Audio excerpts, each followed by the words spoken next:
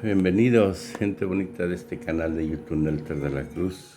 Gracias por su apoyo. No se les olvide darnos su like, aquí abajo la campanita. Trayendo la mañanera, ahora le corresponde a las preguntas y respuestas. Vámonos con todo tendido. Tú. A ver. Buenos días, presidente. Luego tú. Hans Sí nos Salazar. alcanza. Adelante. Sí, presidente. Buenos días, Hans Salazar de Noticiero en Redes. Primeramente, presidente, plantearle el siguiente tema. Una defensora del medio ambiente, Irma Galindo Barrios, está desaparecida. Ella es defensora de bosques de su tierra y aquí traigo una carta que dirigió al Mecanismo de Protección de Derechos Humanos y periodistas, donde pedía apoyo, ayuda. Sin embargo, ya no alcanzó a llegar y, bueno, pues en el mecanismo lo plantearon su tema como ordinario, es decir, no preocupante, sin embargo ya está desaparecida.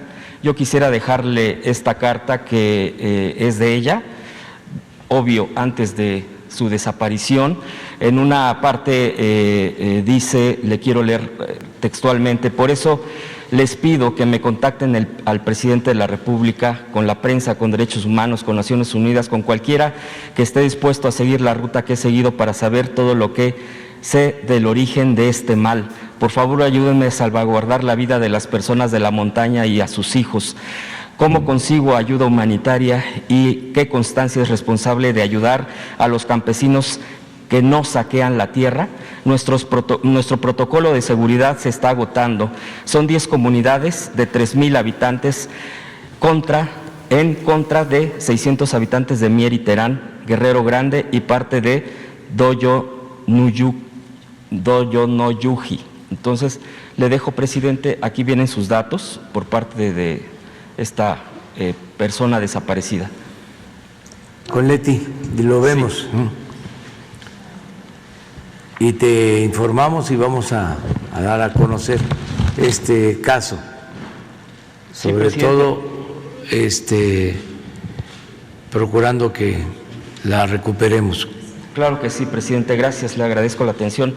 El segundo punto, a propósito de las visitas que usted hizo, Nueva York, Washington, y que bueno, aquí ya incluso ha usted planteado cómo fue estas visitas, me parece que exitosas en el plano diplomático y en las metas de este gobierno.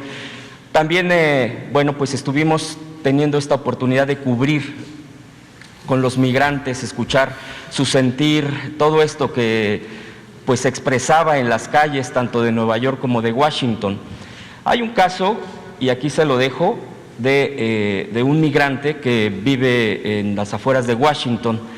Aquí la problemática muy concreta, presidente, es, y sería mi pregunta, no solamente dejarle este documento que es dirigido hacia usted.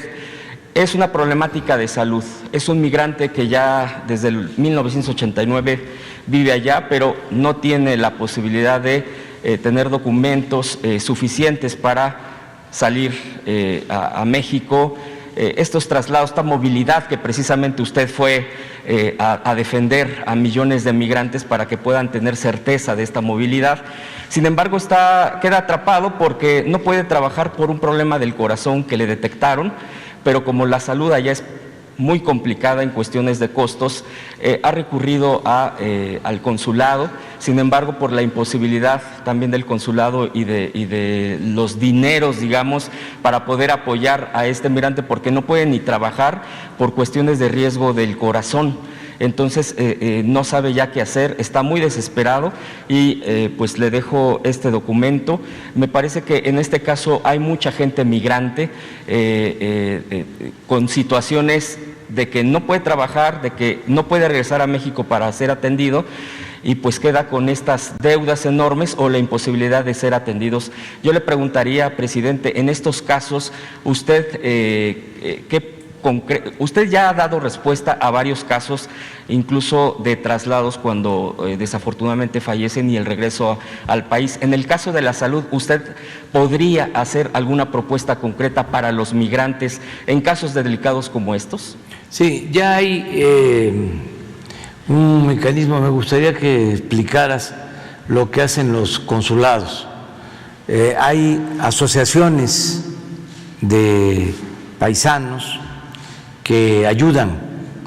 Se manifestó este apoyo ahora con la pandemia.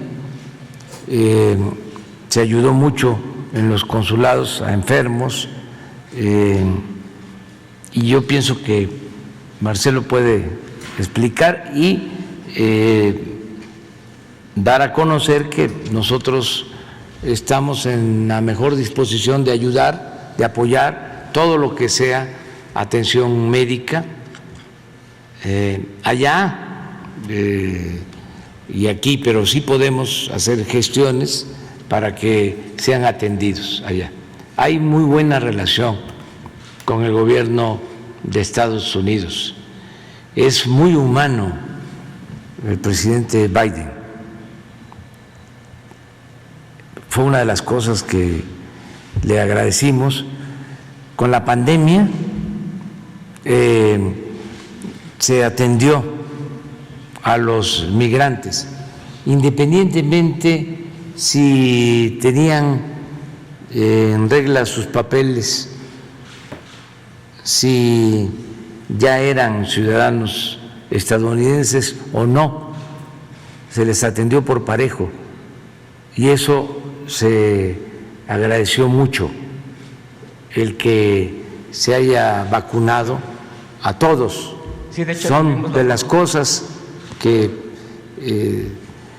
se deben de subrayar, que no pasen desapercibidas. De hecho, tuvimos la oportunidad de visitar el consulado en Washington y efectivamente hay un espacio donde se proporciona información del tema de la salud, nada más que en estos casos ya más concretos que rebasan las circunstancias económicas, quizá se pudiera fortalecer la comunicación de estos en específico, con quiénes pueden recurrir estas asociaciones que usted comenta, presidente. Sí. No sé si y ahorita me permite una pregunta sí, última. Y hay un instituto que está dedicado a la atención de migrantes. A ver, Marcelo.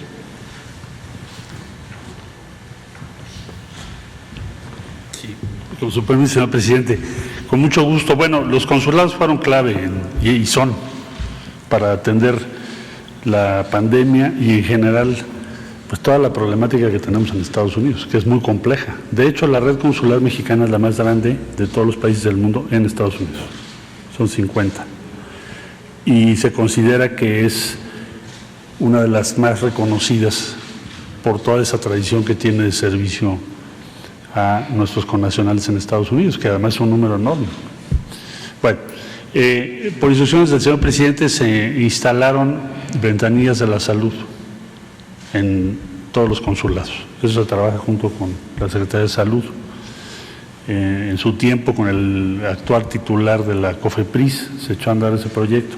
Eso nos ha permitido, ¿qué cosa? Pues ser más eficaces, tener una base de datos muchísimo mejor, establecer vínculos con más de 5,000 organizaciones hay en Estados Unidos de respaldo, desde luego con los servicios de salud, con los gobiernos locales que trabajamos muchísimo. Ayer estuve con el alcalde de Nueva York, incluso pasó una resolución para que la 2, donde está East Harlem, donde es quizá una de las mayores concentraciones de mexicanos en Estados Unidos, y en Nueva York, desde luego, le puso el nombre de la calle en México, Tenochtitlán, como reconocimiento a la contribución de las y los mexicanos, cosa que le agradecí mucho el día de ayer, por eso estuve en ese evento. Me decía él que su abuelo vivía ahí, cuando llegaron los italianos ese era el barrio de ellos, pero que hoy es un barrio mexicano. Me dijo, pues si tienes tiempo te doy un tour para que veas todo lo que pasa aquí, porque son de Guerrero, son de Puebla, me estuvo platicando. Él vivía ahí de chico, de joven. Bueno, el caso es de que con las autoridades locales también estamos trabajando muy de cerca. Lo mismo pasa en Chicago, en Los Ángeles, Houston, en muchas ciudades de los Estados Unidos. Ahora, del caso que me estás comentando, tendría yo que revisarlo con mucho gusto. Claro.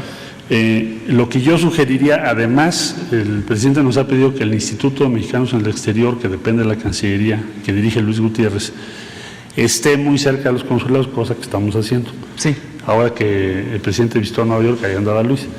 Y también en Washington estuvo. Exactamente. Y él anda recorriendo todos los consulados, pero le voy a comentar esto para que le pongamos especial atención a estos casos y ver, aquí informaremos qué resultado tuvo esta cosa que estás tú gestionando, cómo vamos a responder a ese caso una vez que lo revisemos con todo cuidado. Pero la instrucción es que sí estemos ahí, que sí estén las ventanillas, que haya más consulados móviles y que hagamos cada vez más grandes los equipos de atención que tenemos en Estados Unidos. Esa es la instrucción que tenemos.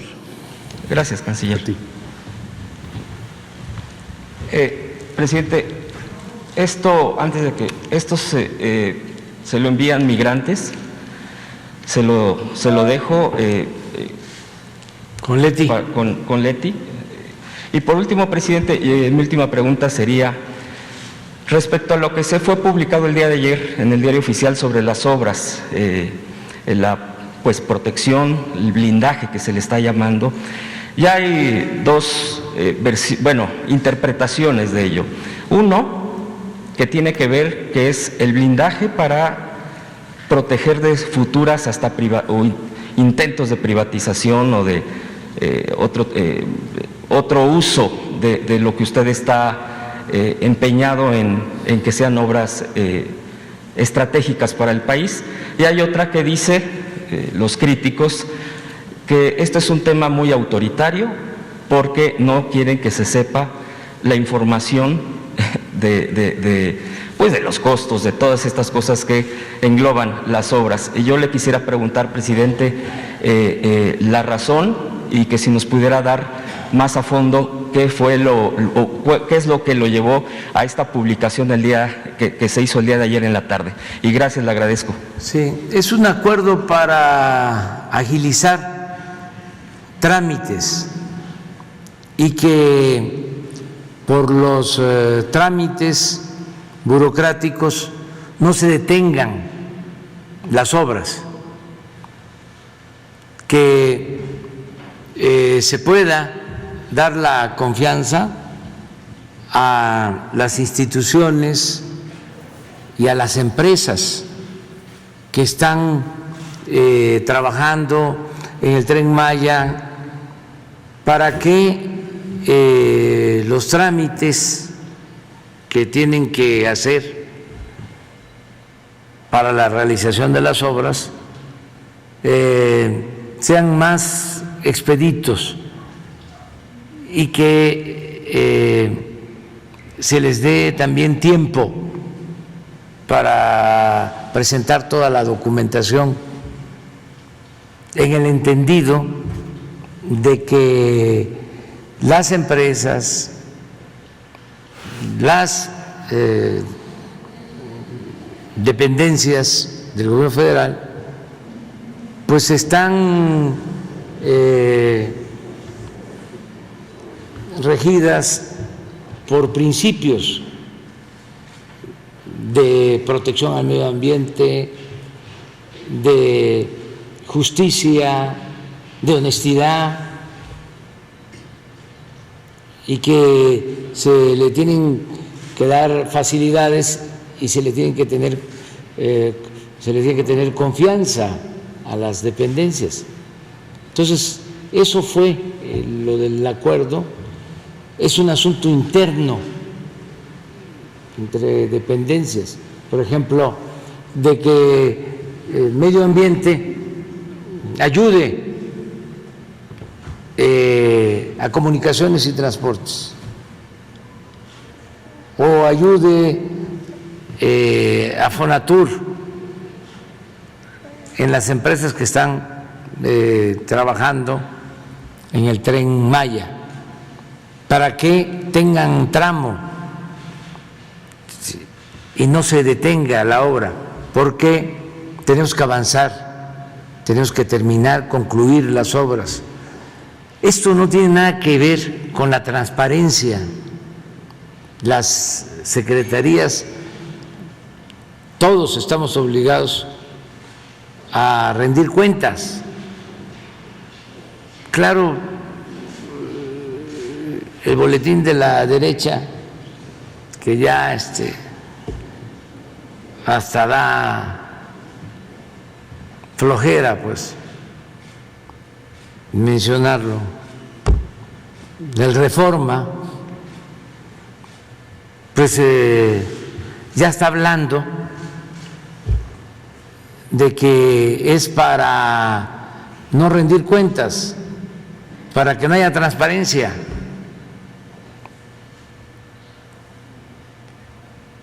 Para que no haya honestidad. Ellos fueron siempre protectores, cómplices de la corrupción.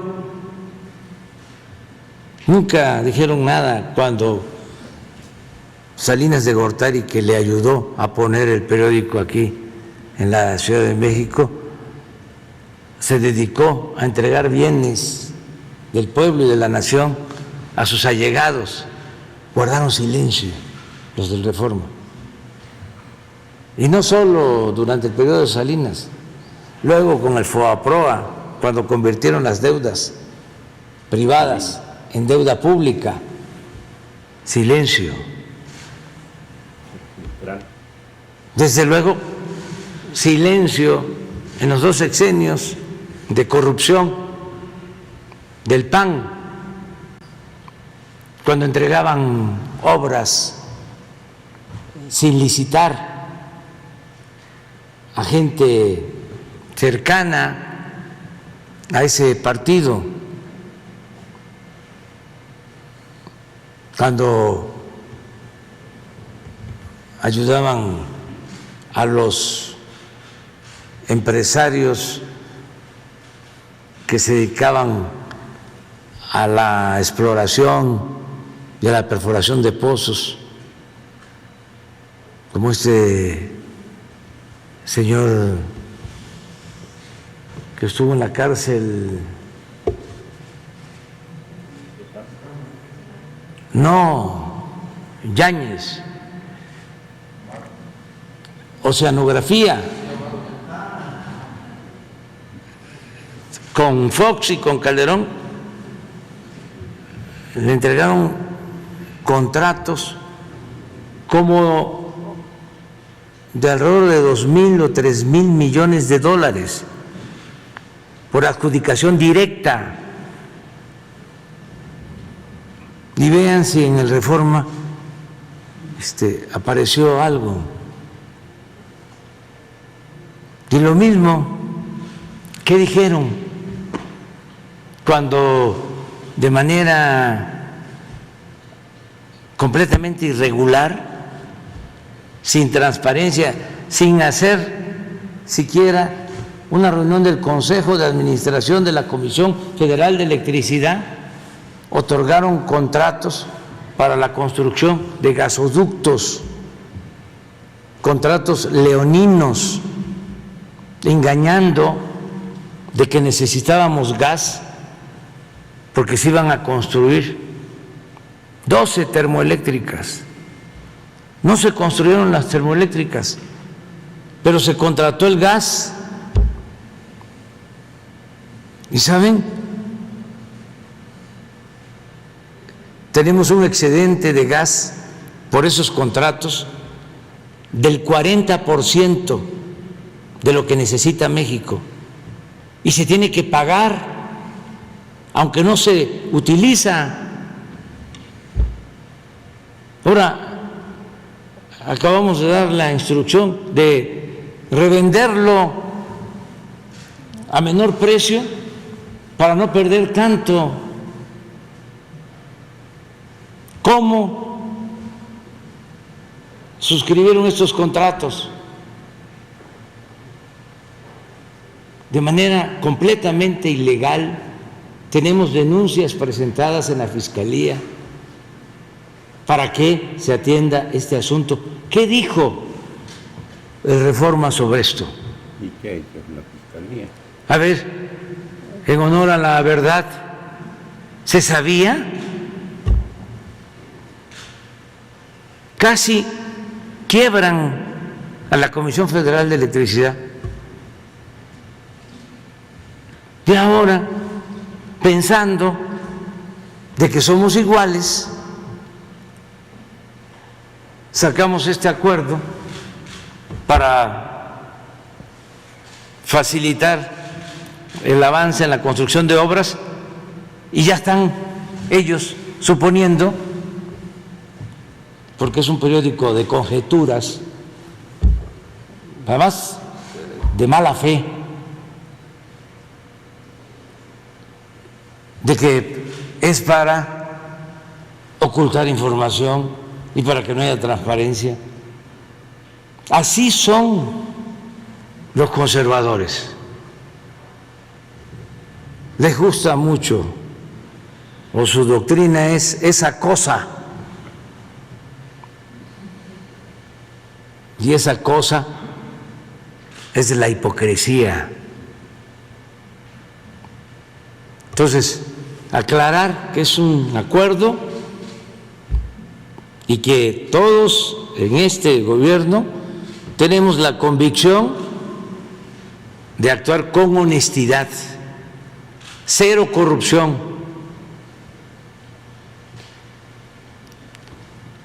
Y también cero impunidad.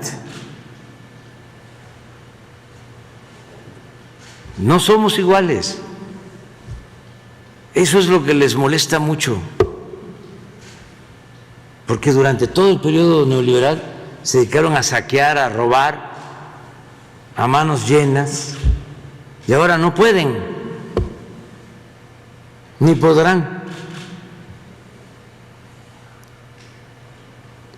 Ayer hablaba yo de cómo se agrupan todo el bloque conservador, que son muy corruptos. Ese es otro distintivo del conservadurismo. Uno es la hipocresía y el otro distintivo es la corrupción.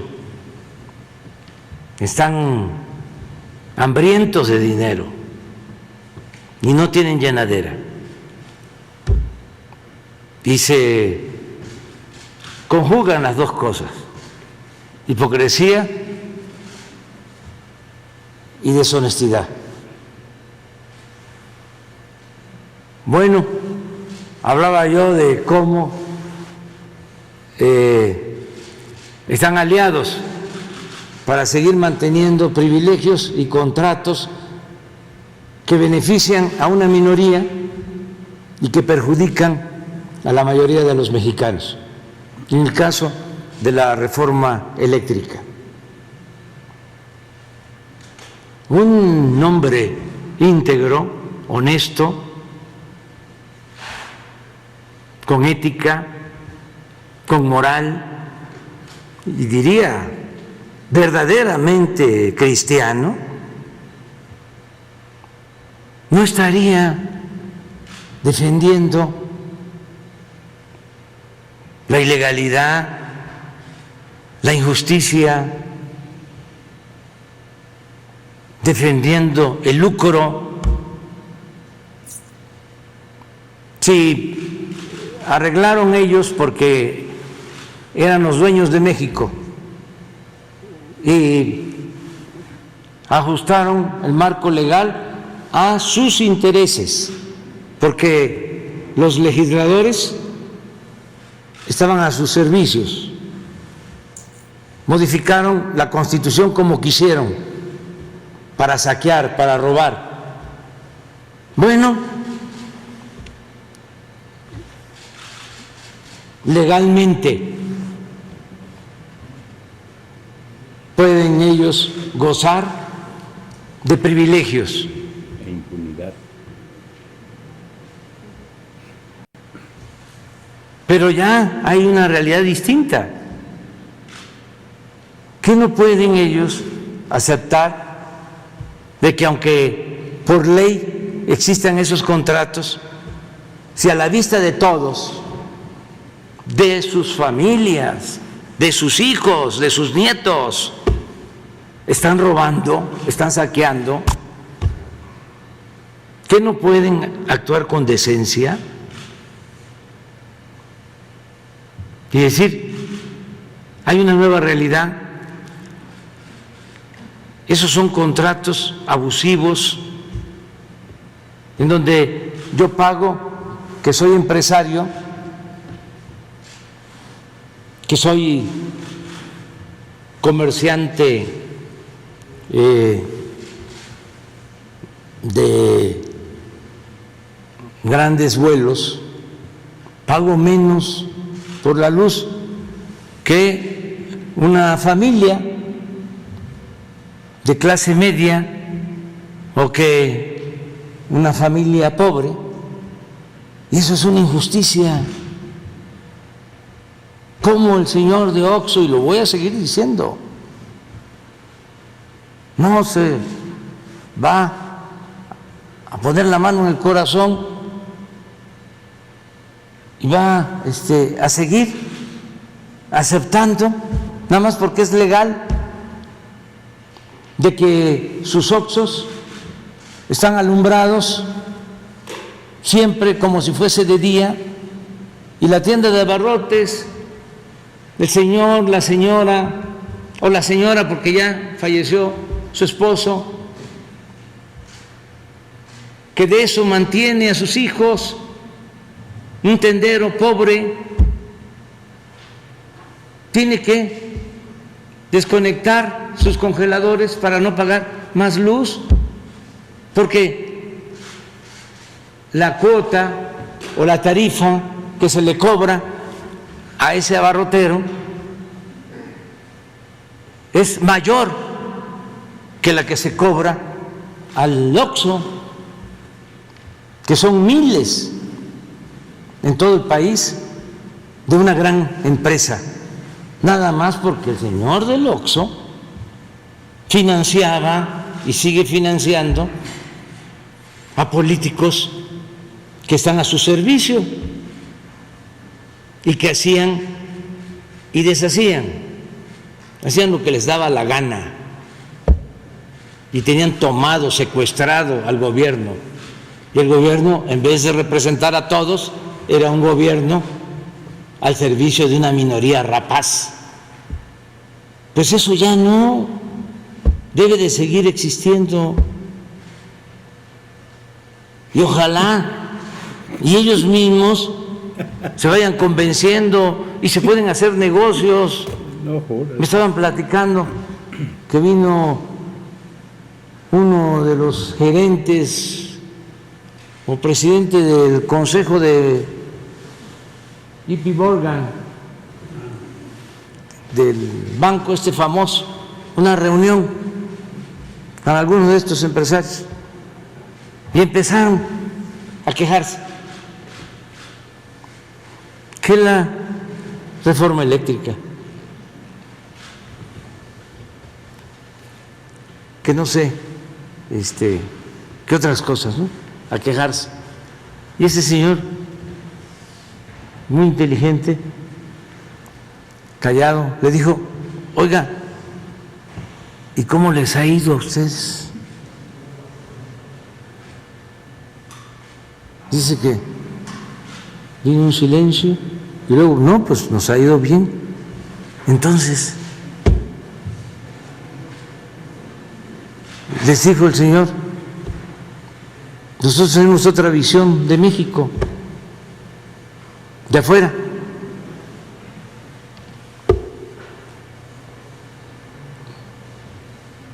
Estamos viendo de que no hay corrupción, estamos viendo de que hay estabilidad económica, financiera, que no hay endeudamiento,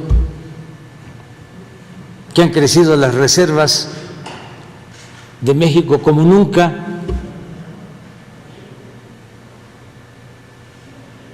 Ya los cayó.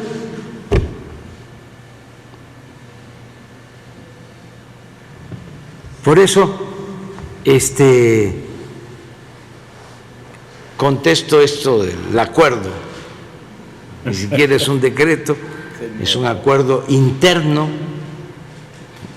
para facilitar y que podamos terminar las obras, porque ¿cuántos días nos faltan para terminar el aeropuerto Felipe Ángeles?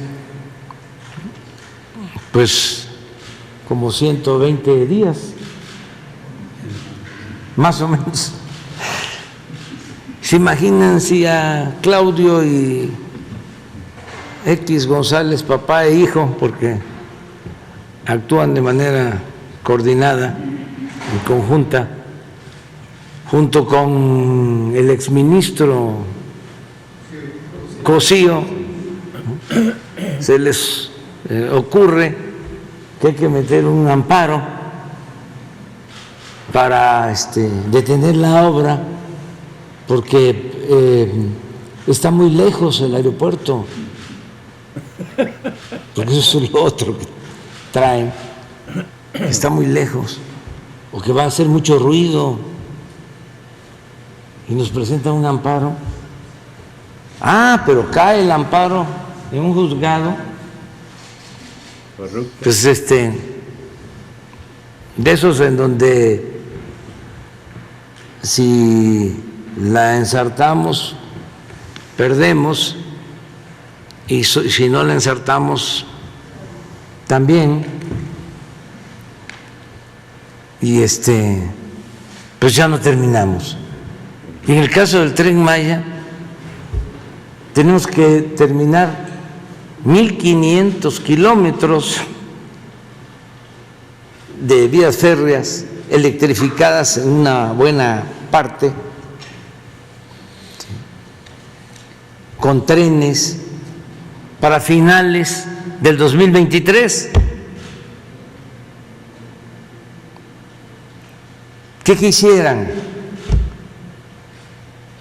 ¿Que fracasáramos? ¿Que no se concluyera la obra? Lo que quieren. Pues no, tenemos que terminarla.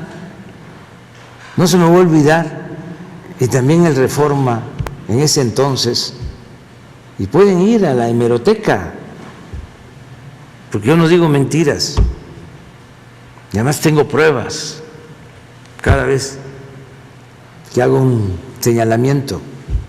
Me acuerdo que cuando íbamos a construir los segundos pisos, que era yo jefe de gobierno, hace 20 años,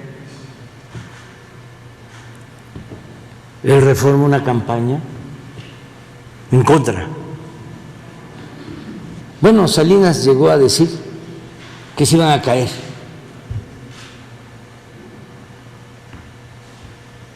Y amparos, hasta del finado Burgoa, que era una gente preparada, pero con el que se podía tratar.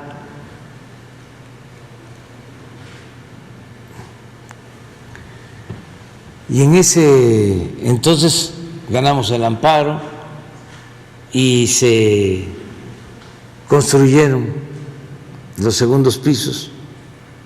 Así empezamos, Todo el cártel. pero con una oposición de los mismos, de los conservadores. Más Manifestaciones, no querían, entonces y luego ya estaba como loco. hasta nos copiaron, hasta el presidente de la Corte de ese entonces, que luego en complicidad con Fox quería desaforarme, o me desaforaron, mejor dicho, Azuela. Una vez me dijo que me agradecía porque para ir allá al sur tenía que hacer como una hora, y una vez que se hicieron los segundos pisos ya podía trasladarse en 20 minutos. Entonces ya sabemos cómo actúan, la verdad, con mucho egoísmo y no pensando en el interés general. solo piensan en su conveniencia y no saben de generosidad, no saben de solidaridad, de fraternidad, de amor al prójimo. Están demasiado ensimismados, preocupados por ellos mismos. Y ahora, ¿cómo no les está resultando su oposición conservadora? Porque, como decía Juárez, el triunfo de la reacción es moralmente imposible. Están muy molestos y todo les inconforma, que porque llegué a Washington y me senté con las piernas abiertas. Hombre. No crucé mis piernas. Que me hacía falta pues unas clases de manejo corporal. Se olvidan de que yo vengo de Tepetitán y, como le digo a mis hijos, Tepetitán tiene una gran historia, una gran cultura, mi pueblo. Existía desde antes de que llegaran los españoles. Y era cuando vivir cerca del mar era como vivir cerca del mundo. Y me da mucho orgullo ser de mi pueblo. ¿Cómo todos nos sentimos orgullosos? Bueno, los migrantes, qué orgullo sienten el ser mexicano. Ahora que estuve en Washington, salgo a saludarlos a la ventana, al balcón, y los mariachis. 7, perdón. México lindo y querido. Eso es México, eso somos nosotros. Ese es el pueblo. Y de lo que se pierden los fifís. Pero bueno, quedamos con ella. Sí, se desquiciaron por completo y más ahora están perdiendo el cártel de los medios con los gobernadores de Morena, que le están cerrando la llave, a excepción de algunos como en Puebla, Morelos, que siguen manteniendo los privilegios de ese cártel. Más se volvieron, si antes estaban locos, hoy están desquiciados, y ahora sí sueltan veneno con su lengua perina como no tienen idea. Pues no se les olvida, Nusulay, tuvo buena esta reacción de enojo que tuvo. Pues no enojo, sino un poco exaltado de por lo que hace la derecha, la mafia del poder.